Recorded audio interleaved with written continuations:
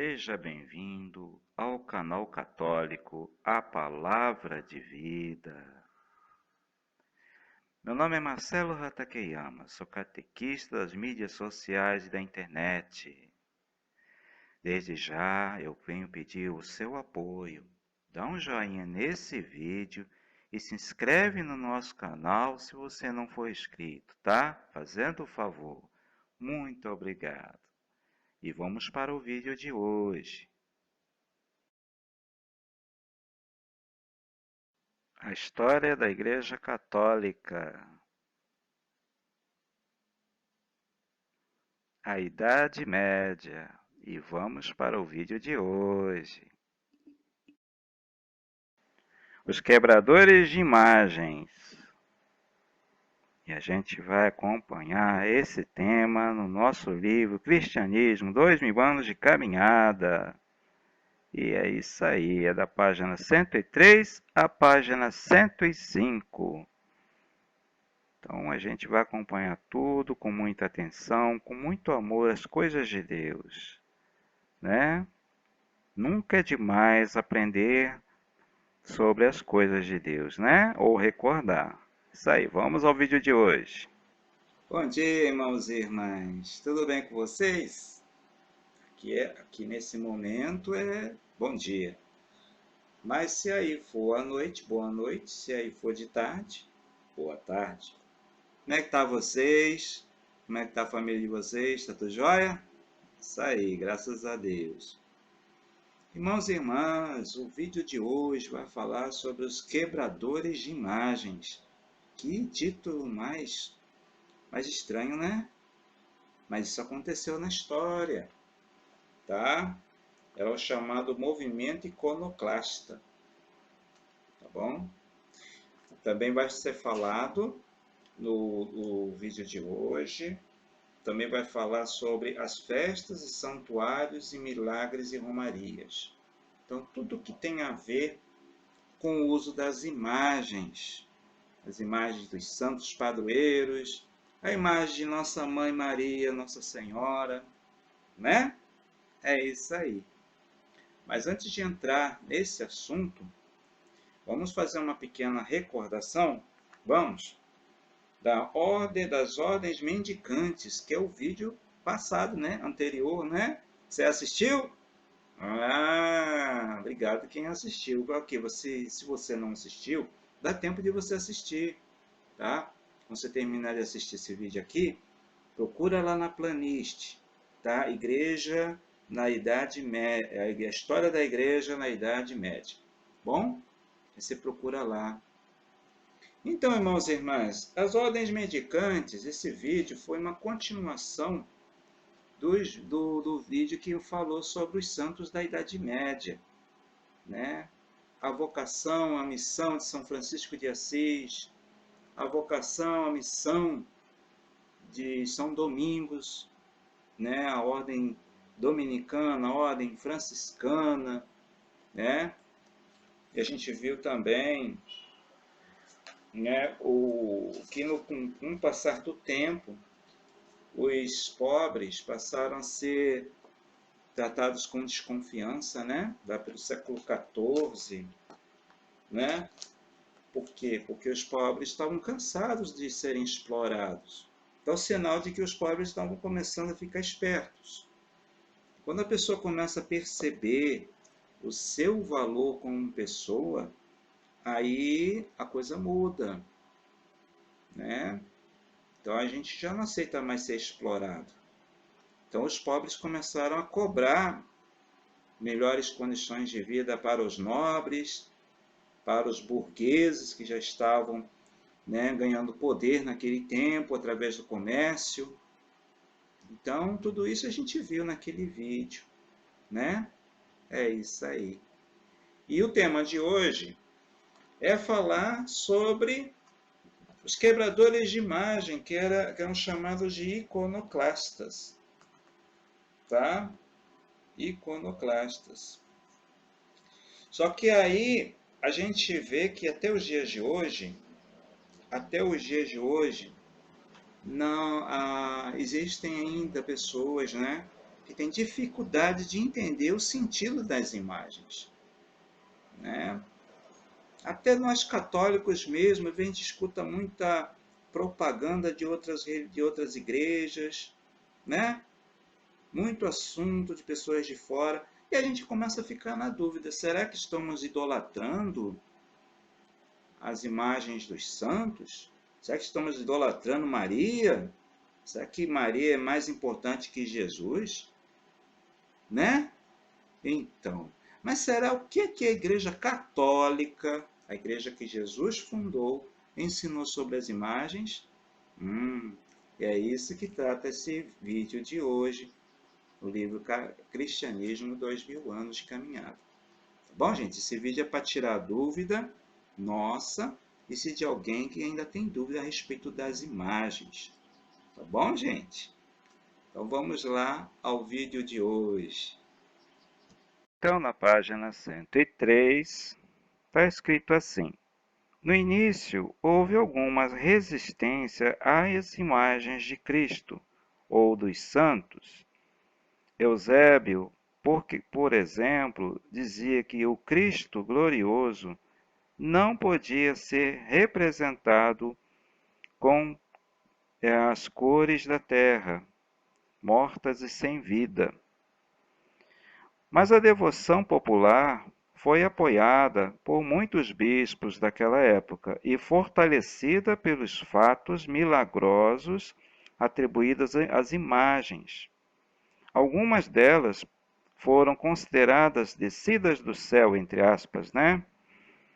E chamadas de aquiropitas, que quer dizer uma palavra grega que significa não feitas por mãos humanas, né? A mais famosa no Oriente foi a imagem de Cristo, que protegeu a cidade de Edessa contra os persas no século VI. Então, irmãos e irmãs, é o que está mostrando aí a página do livro, você está acompanhando, né? Você está assistindo o vídeo. A gente vê que não é a imagem em si que protegeu a cidade, mas o Cristo glorioso e ressuscitado que protegeu. Porque a imagem, ela nada mais é que uma representação de Cristo, é uma lembrança de Cristo. Ela se torna um objeto sagrado por causa da nossa fé, entendeu? Por causa da nossa devoção. Então, ela se torna um objeto especial. Mas não é que dizer que a imagem que protegeu a cidade. Hoje nós temos essa compreensão, né? Vamos continuar no livro.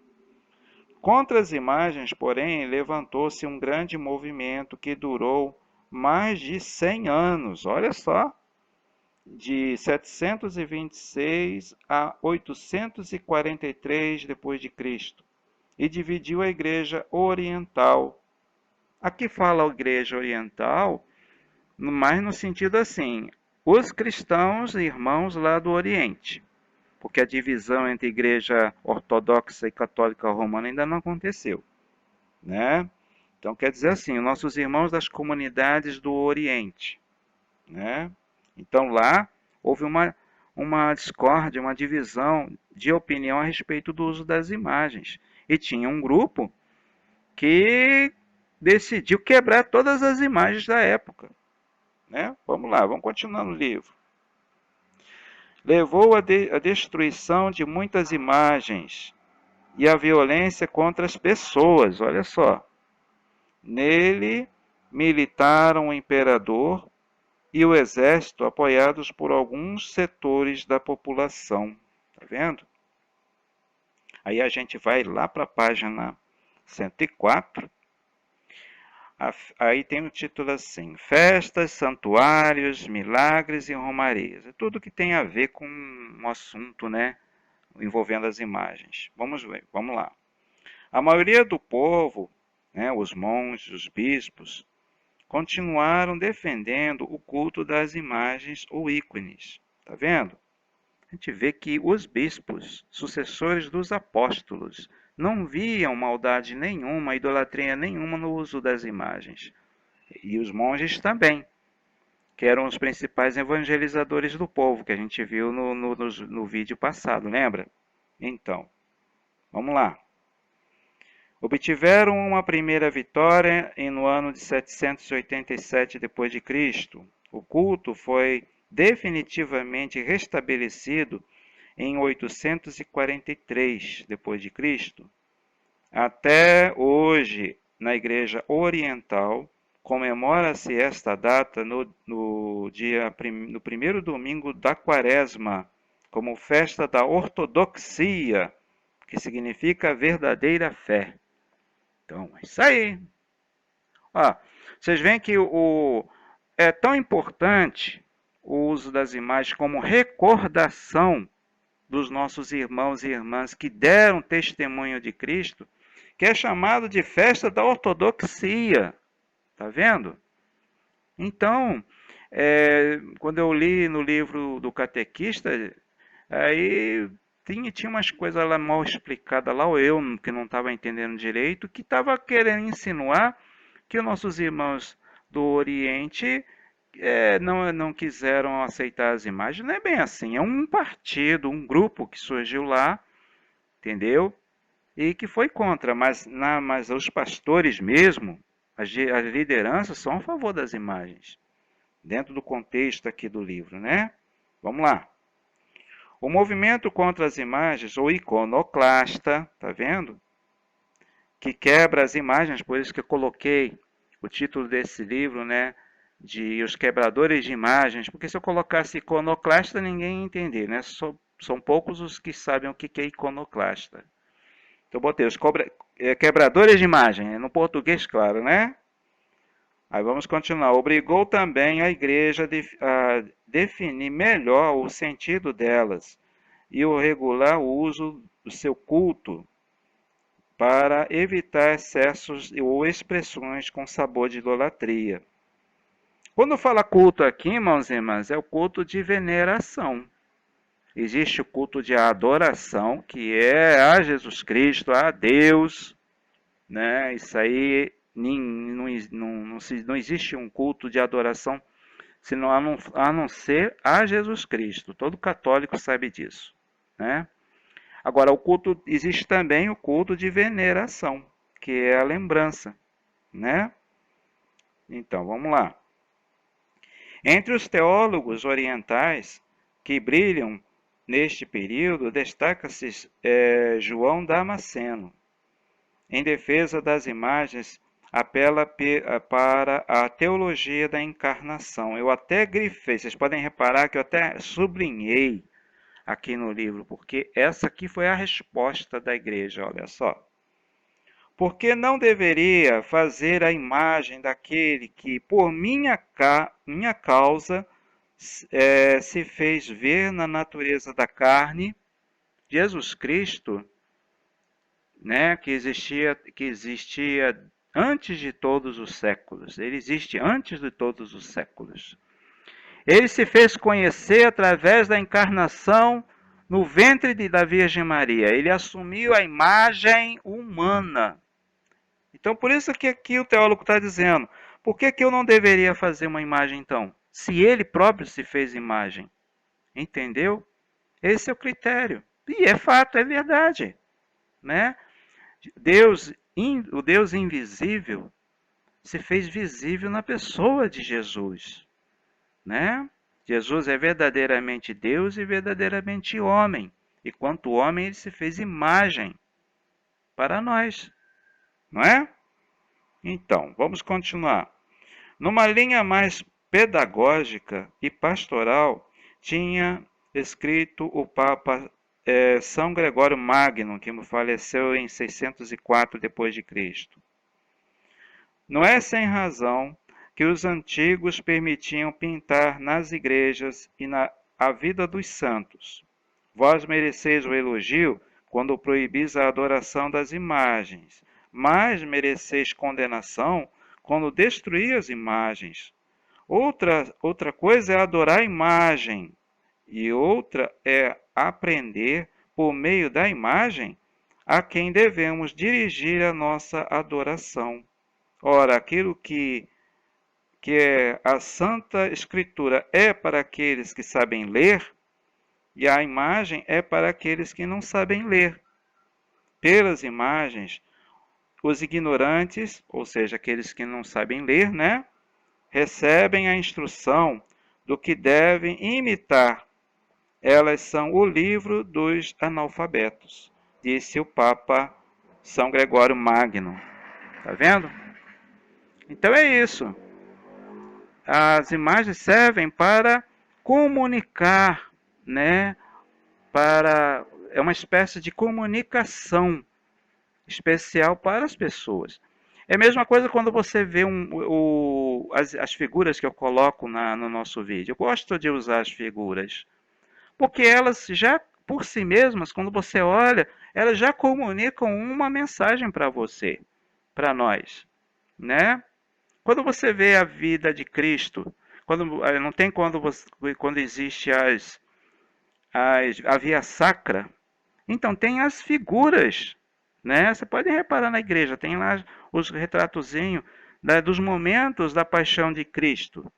Então, a pessoa que não sabe ler, ela vai olhar, vai ver lá Jesus crucificado, Jesus carregando a cruz. Quer dizer, como é que a pessoa não tem condições de ler isso na Bíblia, mas está vendo ali no retrato? É isso que o Papa aqui, Gregório Magno, está querendo explicar para nós. Entendeu? Vamos continuar. No Ocidente, as lutas iconoclastas tiveram pouca repercussão. A devoção aos santos gerou aí a redação de livros sobre a vida dos santos. O próprio Papa Gregório Magno escreveu 4 livros de diálogos para contar a vida de São Bento e outros santos da Itália. Já existiam biografias dos grandes monges orientais e de alguns bispos, além das atas dos mártires, de quem já falamos. Depois dele, muitos se empenharam na mesma tarefa. Então, é o que nosso canal Palavra de Vida está fazendo, né? Fazendo a recordação dos santos, das santas, que são grandes modelos, exemplos para nós de seguimento a Cristo, né? Vamos continuar agora na última página, na página 105.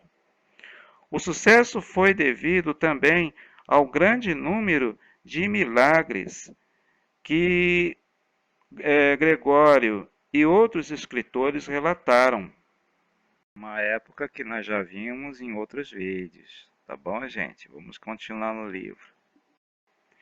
A época de Gregório coincide com a conversão ao cristianismo dos povos germânicos. Ele mesmo organiza a evangelização dos anglos, que são os ingleses, e um século mais tarde, os missionários ingleses evangelizam o coração da Alemanha. Tá vendo? Isso a gente já viu no nosso estudo. Tem um vídeo falando sobre isso, que já vimos também. Esses povos procuram o cristianismo, antes de tudo, as manifestações visíveis, palpáveis do poder de Deus. Procuram prodígios, milagres, somente aos poucos, como veremos em outras oportunidades, como diz aqui no livro, né? A igreja levou os germânicos a acolher mais plenamente o evangelho.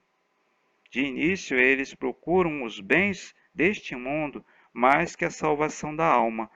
Esse fenômeno, esse comportamento dos germânicos aqui, existe até os dias de hoje. Muita gente procura a igreja em busca de um milagre, de uma cura de uma doença, de conseguir um emprego, né? Mas aí, e o evangelho? E a conversão a Cristo, né? Então, e muita gente às vezes alcança a bênção de Deus, mas não se converte e vai embora. Nem volta para agradecer, entendeu? Então existe esse comportamento até os dias de hoje. Mas existe o Espírito Santo, né, gente? Que vai lá atrás dessas pessoas e começa a chamar esse povo para a igreja. e para ouvir o Evangelho, ouvir a palavra de Deus também, né? Isso aí. Vamos continuar. Os santos e seus santuários se tornam assim durante toda a Idade Média os centros que atraem multidões de peregrinos em busca de graças e milagres. Este culto se transfere também para todos os setores da vida social e familiar. Cada cidade quer um santo padroeiro, tá vendo? Isso começou lá na Idade Média, até hoje. Cada cidade tem um padroeiro, né? Então, é isso aí. Cada profissão também. Cada igreja é dedicada a um santo. Então, tá vendo? Isso começou lá na Idade Média. Então, as comunidades, né, por exemplo, comunidade Santa Luzia, comunidade Santo Antônio, né? Ele leva aquela capela, né? Aquela igrejinha, né? Vamos dizer assim, aquele templo, ele é dedicado a Cristo, mas também em honra àquele santo, né? Cada casa deve ter uma ou mais imagens ou relíquias. Santos e santuários geram também dias santos, consagrados a festas e procissões. Geram votos, promessas, foguetos, feiras, etc. O culto dos santos alcança uma exuberância incrível ao longo dos séculos 13 a 15 e é reforçado na Idade do Barroco. Ele marca profundamente o catolicismo popular trazido ao Brasil no século XVI e que se manteve predominante até o final do século passado. Então, irmãos e irmãs, nosso vídeo termina por aqui. Quero agradecer você que assistiu esse vídeo até o final, com toda a atenção. Espero que tenha sido bem esclarecido essa questão das imagens na igreja, né? É isso aí. Que não tenhamos vergonha de ter nenhuma imagem de Nossa Senhora, nem de um santo padroeiro em casa. São apenas recordações. Tá bom, gente? É isso aí. E no próximo vídeo, né, vamos falar sobre a penitência tabelada. Tá bom? Muito obrigado. Um abraço a todos e louvado seja nosso Senhor Jesus Cristo. Para sempre seja louvado. Muito obrigado a você que assistiu esse vídeo até o final. Se você ainda não deu o joinha nesse vídeo, por favor, dá um joinha nesse vídeo, tá? E se inscreve no nosso canal se você ainda não é inscrito. Muito obrigado. Até o próximo vídeo, gente. Louvado seja nosso Senhor Jesus Cristo. Para sempre seja louvado.